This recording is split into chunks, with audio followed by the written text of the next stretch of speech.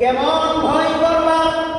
আল্লাহ বলেন হাক্কা তুকাতিহি, হে আমার বান্দা বান্দিরা, তোমরা আমি আল্লাহকে প্রকৃত পক্ষে ভয় করো, ভয় করার মতো ভয় করো, যথারীতি ভয় করো।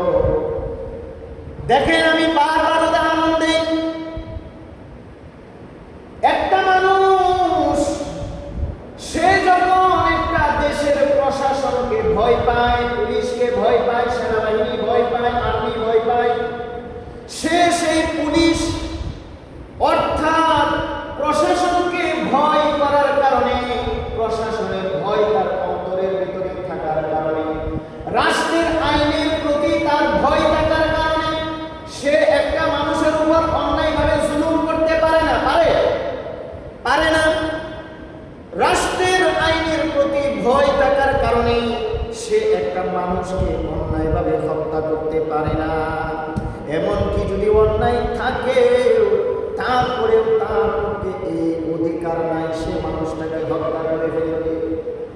যদি একটা মানুষের অন্যায় করেই থাকে, একটা মানুষের অন্যায় হয়েই থাকে, তাহলে সে রাষ্ট্রের কাছে বিচার দিবে, মামলা দায়ের করবে, রাষ্ট্র সেই বিচার দায়ের করবে। কিন্তু নিজের হাতে বিচার তুলে নেওয়ার কারো পক্ষে সম্ভব না। এই জন্যই তো মানুষ একজন আরেকজনের উপর সওয়ার হয় না, একজন আরেকজনের উপর অন্যায়ভাবে কেউ কাউকে হত্যা করে না। কেন? কই যদি আমি হত্যা করি আমি কিন্তু পার পাবো না। ওই যে কিছুদিন আগে দেখেন নাই রামিসা হত্যার এক ঘটনা, ঈদের আগ মুহূর্তে একটা ছোট বাচ্চাকে হত্যা করা হয়েছে। কিভাবে? তাকে ধরে ফেলছে আসামিকে। সে চাইছিল যে তাকে হত্যা করে সে বেঁচে যাবে, কিন্তু আসলে বাঁচতে পারে না। সে আইনের হাতে ধরা পড়েছে, ধরাশয়ী হয়েছে, যার কারণে এখন জেলে আছে। জেলে আছে তো আছে, তাকে মৃত্যুদণ্ড দেওয়া হয়েছে। তার স্ত্রী সহ দুজনকে দেওয়া হয়েছে মৃত্যুদণ্ড। তাহলে একটা মানুষ কেন কাউকে হত্যা করে না? কয় পুলিশের ভয় আছে, প্রশাসনের ভয় আছে, রাষ্ট্রের প্রতি অগাধ ভয় আছে। ভয় থাকার কারণে একটা মানুষ অন্যায় করতে পারে না।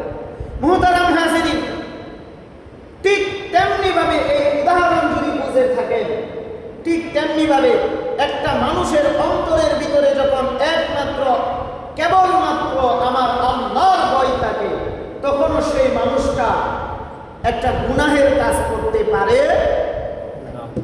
সেই মানুষটা গুনাহের কাজ করতে পারে না, কারণ সে চিন্তা করবে আমি এই যে গুনাহের কাজটা করতেছি, ইসলাম বর্হিত একটা কাজ করতেছি, আমার মালিকের হাতে তো আমাকে অবশ্যই ধরা পড়তে হবে।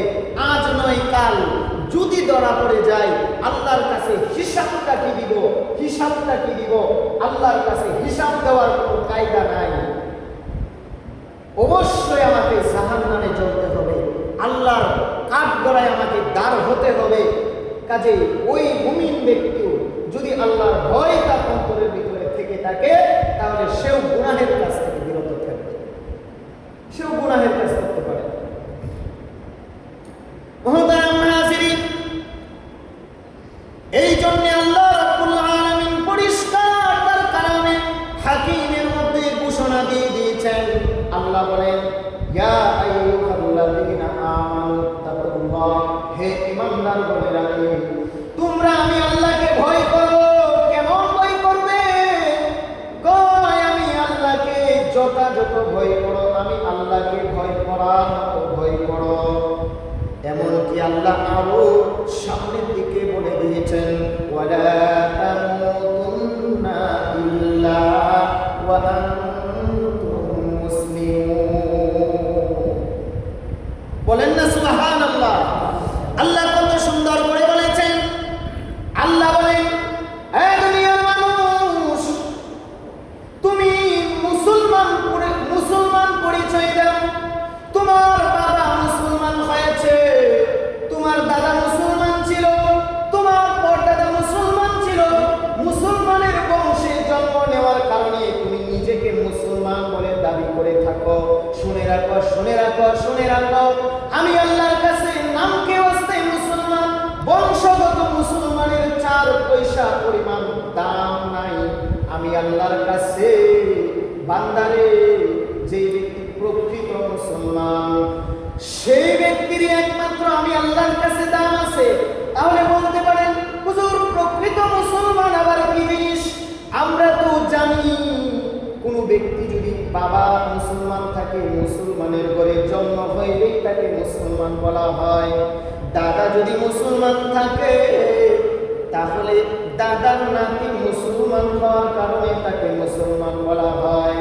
মুহতারাম হাজিরিন, ইসলাম মুসলমানের সংজ্ঞা হলো যে ব্যক্তি একমাত্র আল্লাহকে, আল্লাহর কাছে একেবারে মাথাটাকে নত করে দেয়, আল্লাহর সমস্ত আইনের কাছে তার মাথাটাকে নত করে দেয়, মানে একেবারে নত যেন হয়ে যায়, তাকে মুসলমান বলা